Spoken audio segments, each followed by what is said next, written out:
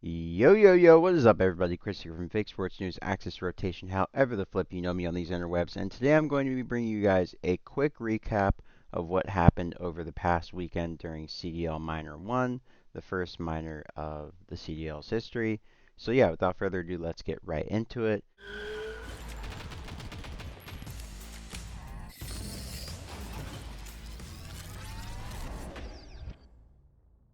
So we kick things off, as you guys can see, with the Minnesota Rokkr taking on the LAG boys.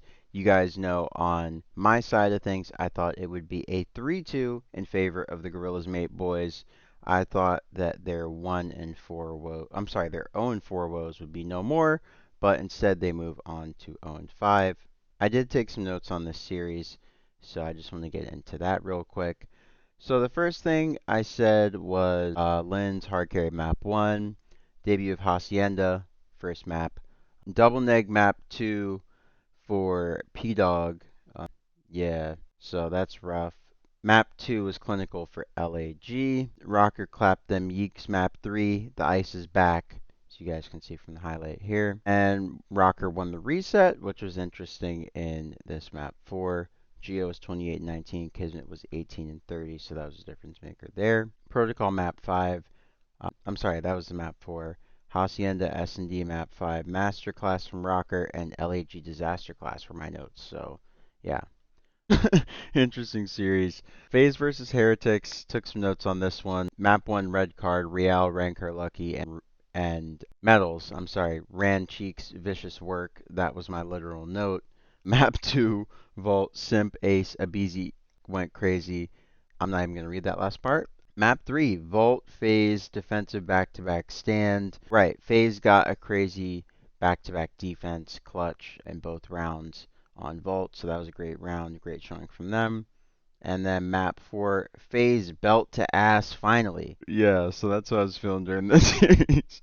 Faze belt to ass finally is the summation of it. And then looking ahead to map 1 of the Optic series, this is the only one I actually took notes on. I stopped taking notes after this. Vegas came out hot in both rotations. Optic regained control in the second half. Optic regained control in the second half. Washy 42 and 34. Shotzi 40 and 31. X and 52 and 37 for the L is insane, dude. The only other time I can remember a player dropping 50 for the L is actually, I got to see it in person. Tommy dropped 51 for the L in World War II in 2018, and I talked to him afterwards, and I was like, Tommy, it was sick you dropped 50, and he was like, yeah, but we lost. So that was actually kind of a cool interaction. I got to talk to him after one of the rare 50 bombs in COD history, but yeah, he was like, we lost, bro. Don't care. So anyways, 3-0 from Optic. They came out in the S&D and handled business as we all expected them to against a lesser team like Falcons, who had 2 players coming in to make swaps for players that were obviously out, being King of Body and Kicks. And yeah, I mean, it was a 3-0 from Optic. They looked good.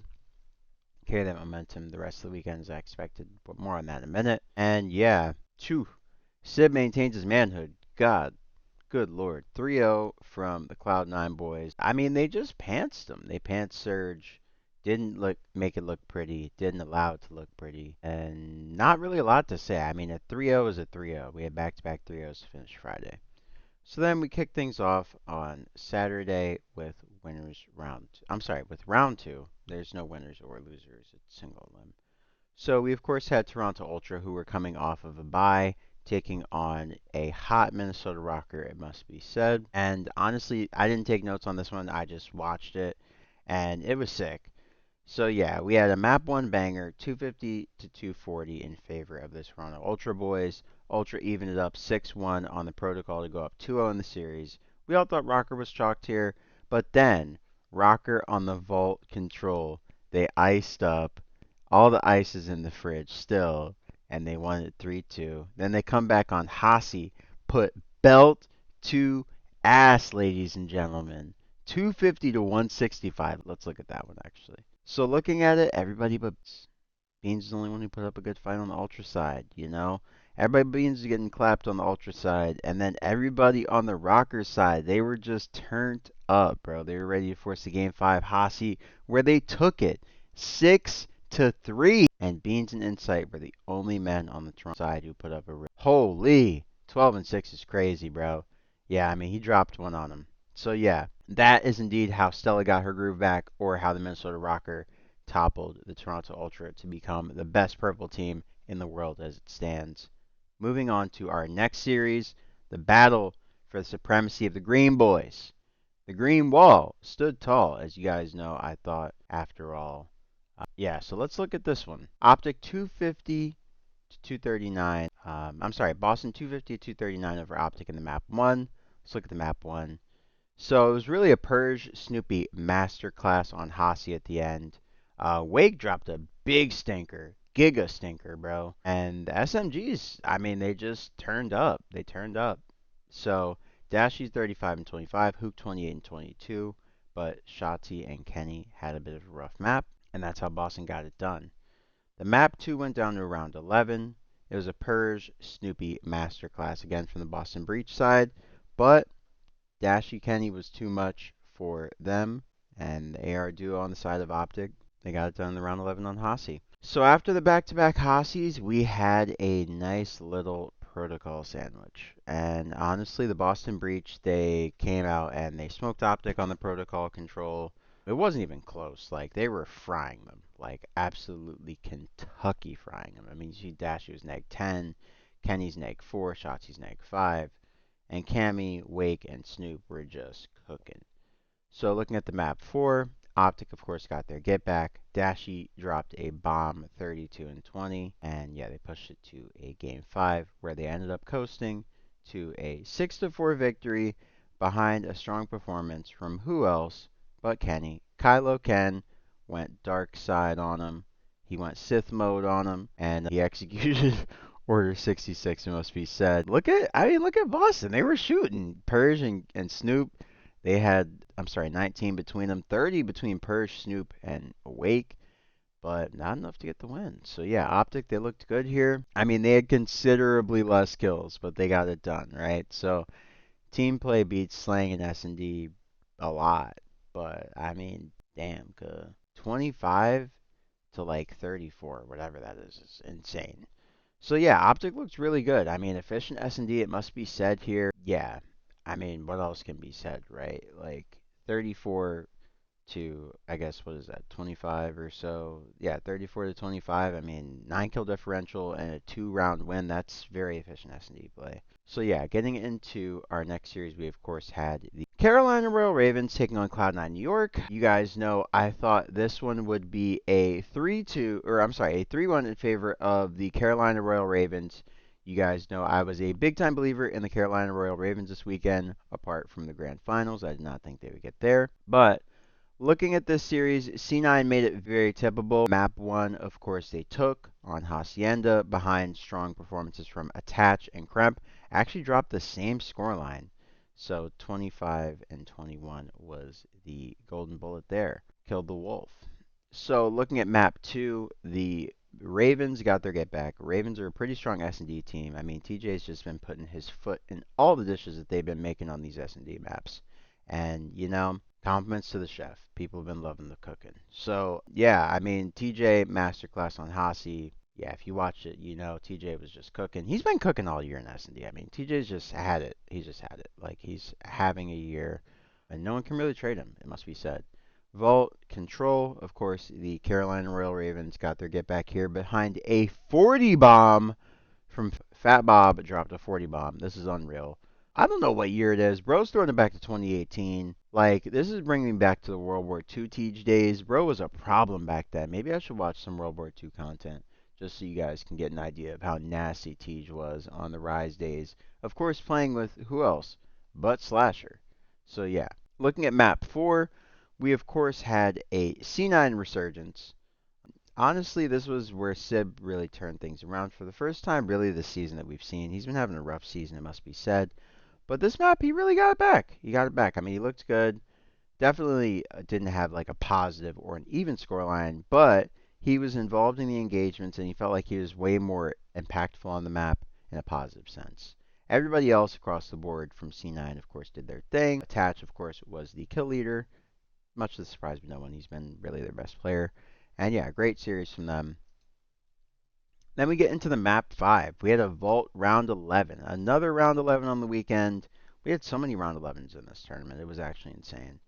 So we had Sib going absolutely nutty in the Vault game 5. And on the other side, we had Gwen. Excuse me, it was a real duel between these two. And obviously, Sib came out on the losing side of it. Gwen with that 12 and 7 monster performance. I mean, he got it done. So shout out to Gwen. Shout out to the Royal Ravens, who of course booked their ticket to the next round versus Optic with this 3-2 in round 11. I mean, it was a toss-up. Like, round 11 is round 11. Like, you can't be disappointed in a round 11 dub. Now, in our last matchup of the day, you guys know I thought that Faze would get it done in a 3-2 over the LA Thieves. You guys know I always have maximum faith in my team, loyal to a fault. But we ended up getting it done 3-1. So, yeah, it was honestly surprising to everybody, including myself. I didn't think it'd be a 3-1. I thought FaZe would probably win a hard point. I didn't think they would win both. But yeah, looking at map 1, of course, it was just it was an Abizi and Draza takeover. Draza, of course, had the standout KD. I wonder why. He was 26 and 18 in this one. And then they chained that one into the map 2, where they absolutely steamrolled Thieves on Skyline S&D behind a 10 and 6 performance from Abizi. And the only person who was even close to keeping up was Scrap with 9. But yeah, I mean, they just blew him out. Protocol Control, of course, went the way of LA Thieves. It was a very close one. Some people will call it a choke, but I mean, FaZe won the series, so honestly, who cares? Draza was 20 and 32, and Simp was 18 and 27. They were getting Kentucky fried, and Cell and Abizi were just going absolutely overboard. So, yeah, looking at it, I mean, decent showing from the Thieves to get this dub, but it was a very scrappy dub on the scoreboard, it must be said. And in the game itself, if you watch, it was very scrappy. So, looking at our last map, not really a lot to take away from here, apart from the fucking 40 bomb from Abizi. Jesus Christ, Tyler, what did you eat?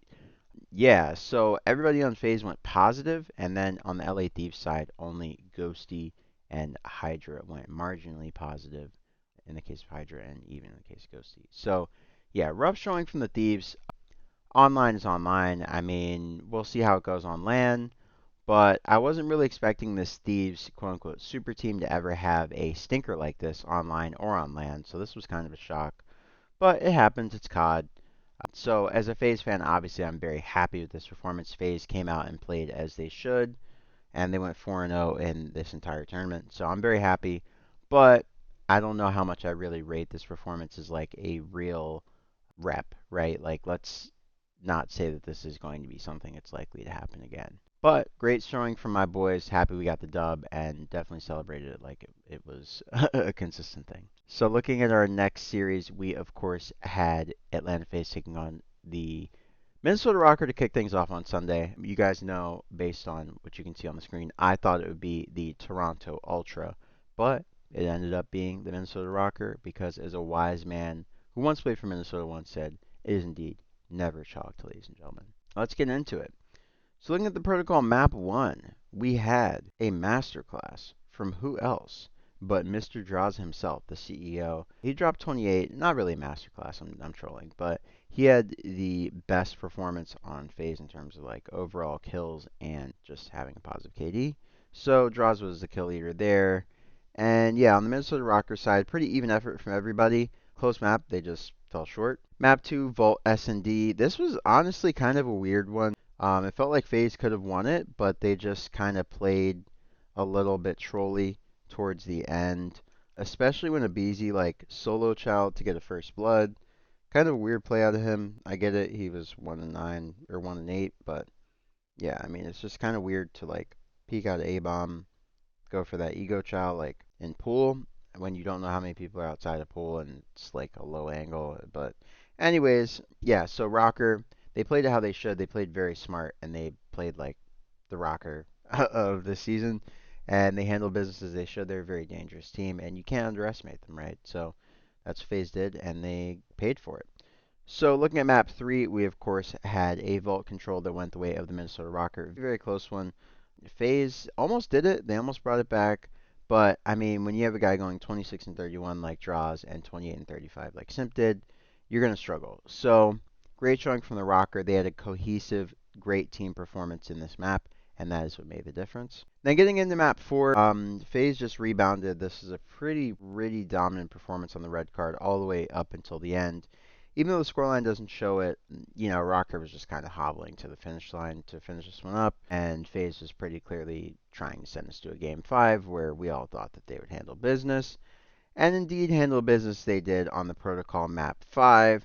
Who else but Mr. MVP himself, Simp, was the kill leader with an 8 and 6 KD to give Faze the 6-2 victory over the Rokkr on protocol to send them to the grand finals. And then in our last series before the grand finals, we of course had Optic Texas taking on the Carolina Royal Ravens. As you guys see, I thought would be the actual semifinals in my bracket. So that part was right. And the Royal Ravens got the upset here. So honestly, the Royal Ravens, they look to be the real deal right now in this game. Let's dissect the map 1 performance from both teams. I mean, Optic absolutely ran through them on Skyline Hardpoint. Dashy 34-24, Hook 35 and 16. That's insane. Kenny 28 and 25, and Shotzi 25 and 24. So yeah, I mean, dominance from Optic on map 1. Map 2, of course, valiant effort from Shotzi, Dashy, and Hook. They put up their best effort. Kenny had a rough map. And then, of course, on the other side, it was the slasher show. Guy dropped 9 kills for the dub. 6-4 Hacienda dominance. I mean, it was a pretty dominant win on Hasi. I really felt like Ravens were going to lose it, apart from maybe it was like the 3-2 round. Shotzi had a clutchable performance, or clutchable play, and then it was 4-2, and it was like, whatever. But anyways, getting into map 3, the vault was similar to map 2 for Ravens for Optic. It was just dominance all the way through. Dashy with a standout performance, 32 and 19. He just sent us to map 4 pretty authoritatively. And on map 4, it was a really interesting one. It actually went down to time. As you guys can see, the scoreline reflects that. It was 206 to 197 in favor of the Royal Ravens. Behind a strong performance from Vivid, he was a standout on his team. And yeah, he was the one who willed them to the game 5, where they ended up putting belt to ass. Shotzi talked about how bad everybody is. He dropped to 13 and 7. He was not bad. He absolutely took over. He was definitely not bad. He was absolutely standout. But Gwyn, his worthy adversary, on the other side dropped 12. His teammate Slasher dropped 8, and Vivid dropped 7. And that was the difference maker. The Optic boys just couldn't get it done in the map 5. And that is how the Carolina Royal Ravens booked their trip to their first grand final as a organization in the CDL ever. I don't think they ever made any online homestand final. They did in Modern Warfare. They made some. Which ones, I'm not sure. I'll post on screen, but they made some. Anyways, their first one in a long time. Their first serious one in the early Modern Warfare cheese homestand era. They take on Atlanta Faze, and yeah, you guys know I thought it would be a 3-2 for Faze in the grand final in my bracket. It ended up being a 3-1. So let's get into the grand final, if you want to call it that. So map 1, Protocol Hardpoint. Looks to not really be a good map for Ravens. They've gotten dominated on. Well, they got dominated on Skyline too. Maybe their hardpoint's just like getting to a point where it's like more in line with everybody else's. Like everybody else is catching up with how they like to play and stuff like that. Anyways, map 1 was the Celium show. He dropped to 1.85, 24 and 13, cooked him, and sent us map 2, where we ran it back on Protocol. And Faze, once again, got the dub behind a strong performance from Abizi, actually, and Celium again. Celium dropped 10, Abizi dropped 11. And they got the 6-5 in the round 11. TJ dropped 13 and 8 for the L. Vivid 3 and 11. Yeah, the 3 and 11, yeah. Vivid had a really rough map. If Vivid was more involved, Ravens probably win that. You never know. Rent to round 11. I mean, you never know. It's a square up. And it's Faze. It's hard to count those guys out, especially in Search. So map 3, this is where the Royal Ravens got their slight get back. Cell and Simp, they had strong performances. But Draza, another bad control performance. And then Abizi had a rare stinker. So yeah, Ravens turned up. Gwyn, 32 and 26, and that was the difference maker for the Ravens side. Of course, TJ right there with him with 33, and that's how they send us to a map 4 Hasi. And it looks like Ravens are not a good Hasi team. They lost to Optic 250 to what, 127? So yeah, it looks like Hossy's a map they need more reps on, or maybe they're just not good at. So yeah, Simp 29-17 for the chip. That's my MVP right there, even though it went too Beezy. And yeah, Cell 25-15, Beezy 23-18. Draza 15-20. Yeah, Draza just had a rough. He had a rough series, I guess. Yeah, dude was what 57-77. What the hell, Draza? What were you doing, brother? Minus 20 for the dub is crazy. Cell was plus 32 and Draza was minus 20. All right, well that cancels out.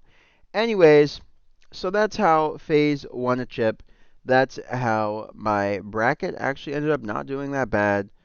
Let's see how we're doing on the leaderboards, actually, before we end this video off. Oh, let's go! We're top 350, baby. Let's go. Clap it up. W brackets. Let's go. Top 350, baby. And yeah, so I will be back bringing you guys a preview of what to expect going into this weekend's matches with Dempsey, my co-host. You guys all know, never does the most, my GOAT. And yeah, hope you guys enjoy that. Be sure to stay tuned to the channel. Be sure to like, comment, and subscribe to the channel if you're brand new. I really appreciate all the love and support recently. You guys have been going crazy on the channel, and my viewership has been going absolutely nuts. I've been at this for like 7 years, so it's much appreciated. Hope you guys have a great morning, noon, or night, wherever you be on this planet. And this is Chris from Big Sports News, or Axe Rotation, signing off once again, and I'll catch you guys on the next one. Peace.